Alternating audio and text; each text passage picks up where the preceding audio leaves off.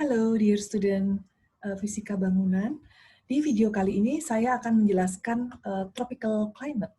Jadi karakter dari tropical climate. Saya langsung share screen aja ya.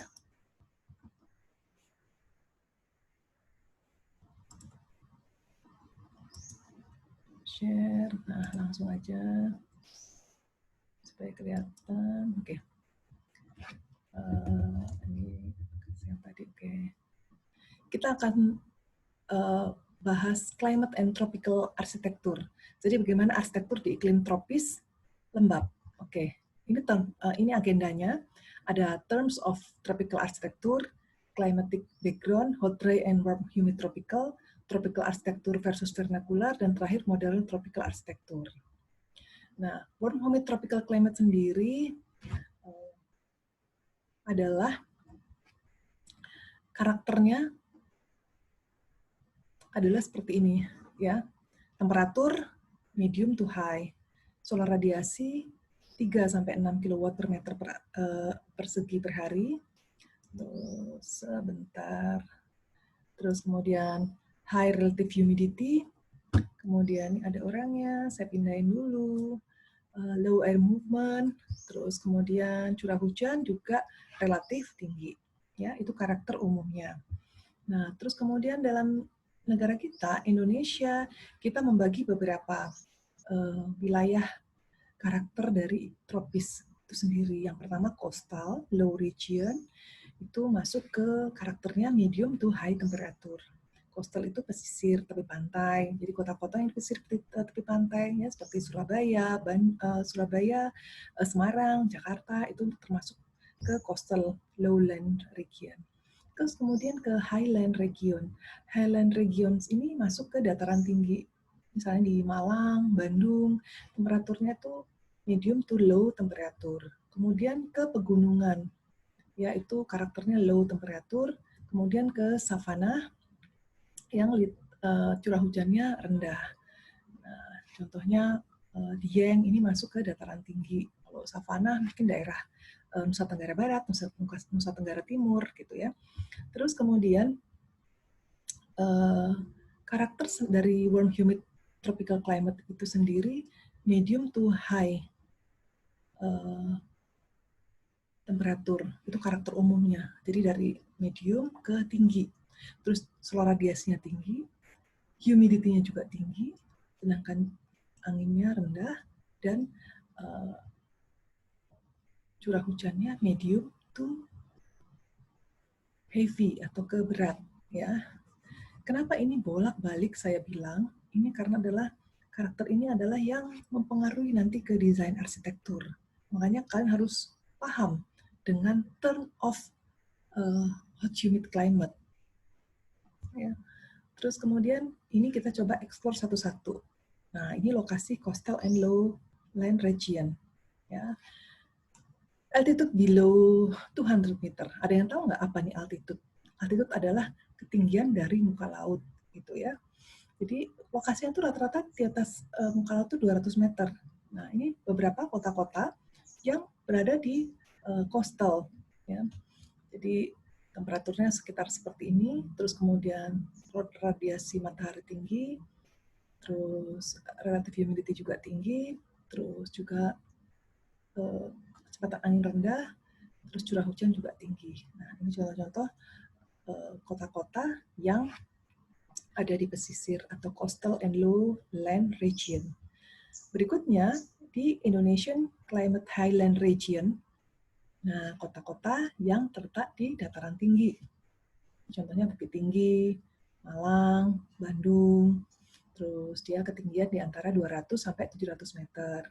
Terus kemudian low to medium temperatur, ya.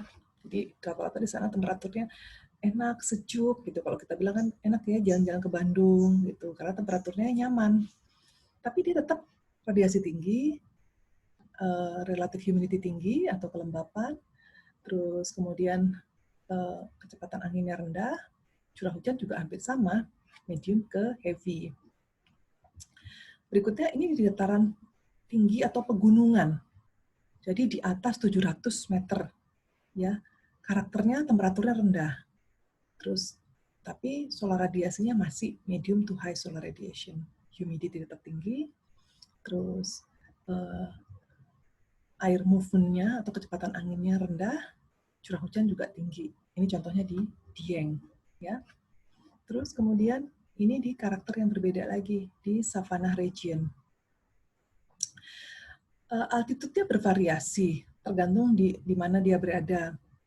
Terus kemudian temperatur medium ke tinggi, ini hampir sama dengan di coastal ya. Solar radiasi juga demikian, sama. Terus kelembapan udara juga sama. Terus kecepatan angin sama. Yang membedakan mereka curah hujannya rendah, relatif hampir tidak ada. Jadi ada di daerah Nusa Tenggara Timur, Nusa Tenggara Barat. Nah, kalau kita contohkan ini misalnya rumah Sumba seperti ini, karakter atapnya tuh unik banget. Terus di Nusa Laki. Ya. Nah, ini contoh-contoh kondisinya di mana ini di Nusa Tenggara Timur, di Benu. Nah, seperti ini dia termasuk ke daerah suburban, jadi pohon-pohonnya masih tinggi, bangunan-bangunannya masih rendah dan masih sangat jarang. Nah, kita sekarang berangkat ke apa hubungan antara fisika lingkungan yang disebabkan oleh iklim tropis. Nah, sekarang bagaimana cara kita menyelesaikan masalah yang timbul karena temperatur yang tinggi, terus kemudian radiasi matahari yang besar, kemudian kelembapan yang tinggi, terus low air movement yang rendah, sedangkan curah hujannya tinggi. Makanya untuk itu di sini kita akan membahas bagaimana strategi-strateginya. Nah, sebenarnya tropical architecture itu adalah bagaimana menyediakan kenyamanan termal secara fisik dengan batasan area tropis lembab, gitu, dengan batasan iklim, dengan meminimalkan mesin dan energi. Makanya di kuliah awal ada yang bertanya, jadi kita belajar iklim? Ya, jelas belajar iklim. Karena manusia itu kan merespon iklim, kemudian dia membuat bangunan. Mungkin ada tanda tanya besar dalam diri kalian, kenapa ya kita belajar iklim, padahal judulnya belajar fisika bangunan. Padahal itu sangat terkait sekali antara fisika bangunan dan iklim. Nah, terus yang pertama dari tropical architecture adalah tipe dari bangunan arsitektur. Tropis adalah bagaimana bisa menanggulangi curah hujan ya yang tinggi. Makanya dia atap-atapnya miring-miring. Terus bagaimana menanggulangi temperatur yang tinggi. Dengan atap-atap yang miring ini, temperatur yang panas akan ada di atap, baru dia turun ke bawah kalau sudah menjadi dingin. Terus bagaimana meminimalkan solar radiasi, kelembapan, dan kecepatan angin. Terus kemudian tropical architecture itu terbagi dua ya, ada hot dry, ya kita masuk iklim tropis kering, dan warm humid tropical. Hot dry itu rata-rata temperaturnya tinggi, solar radiasinya tinggi, tapi yang membedakan dengan tropis lembab itu kelembapannya rendah, sedangkan kecepatan angin rendah. Terus hujan juga rendah. Gitu. Perbedaannya di relative humidity-nya. Ya. Terus kemudian kalau untuk tropical warm humid tropical architecture itu adalah karakternya temperatur tinggi, solar radiasi tinggi, relative humidity tinggi, kecepatan angin rendah, sedangkan curah hujan dari medium to heavy. Jadi kalau sebelumnya small to no range, yang ini medium to heavy range. Ya, mungkin dari slide pertama sampai sekarang kalian melihat kok berulang-ulang ya Bu, dibilang berulang-ulang. Ini adalah pemahaman kalian tentang iklim dulu, ya. Dan ini saya pastikan akan keluar di ujian dan bagaimana penyelesaiannya. Terus berikutnya, desain di hot humid climate adalah ini strateginya, building envelope. Ada yang tahu building envelope? Building envelope adalah selubung bangunan kalau kita terjemahkan ke dalam bahasa Indonesia. Ya, bisa dengan mesh, fretboard patterns, atau trellis screens. Kalau saya bilang sih material dinding yang bernafas gitu kan. Terus stack ventilation, terus kemudian foam yang tipis-tipis dengan daylighting, dengan cross ventilation, terus dengan material yang lightweight material. Terus ini terkait dengan yang poin stack ventilation, cuman yang ini kalau stack itu melalui atap, nah kalau yang ini melalui jendela atau bukaan ya. Nah, ini contoh karakter dari bangunan tropis ya. Ini diadaptasikan di bangunan modern. Ya, kalau kita lihat nih jajaran-jajarannya, penataan apa namanya, fasadnya, terus kemudian bagaimana dia tetap masih ada lubang-lubangnya supaya sirkulasi udara masih masuk gitu ya. Ini sudah diaplikasikan di bangunan modern. Nah, ini amphitheater di Mekarsari, ini juga strategi tropis, bangunan tropis, atap-atapnya yang tinggi-tinggi untuk menghindari panas, meminimalkan panas. Terus kemudian nah, ada pertanyaan, apa sih bedanya tropical dan vernacular? Kalau tanya-tanya, vernacular itu apa ya, Bu? Vernacular itu adalah bangunan tradisional. Kalau bangunan tropis itu berfokus pada iklim. Sedangkan bangunan vernakular masih ada culture-nya. Gitu. Masih mempertimbangkan culture. Tapi keduanya sama. Kedua-duanya adalah menjawab kondisi lokal, termasuk di dalamnya iklim. Ya.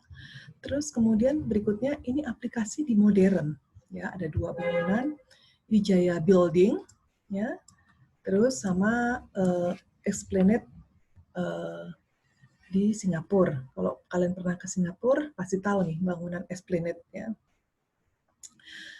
Ini bagaimana caranya untuk meminimalkan panas, terus kemudian mengurangi radiasi matahari, mengurangi silau, nah dengan permainan fasadnya, dengan sunscreen, dengan double fasad, nah seperti ini.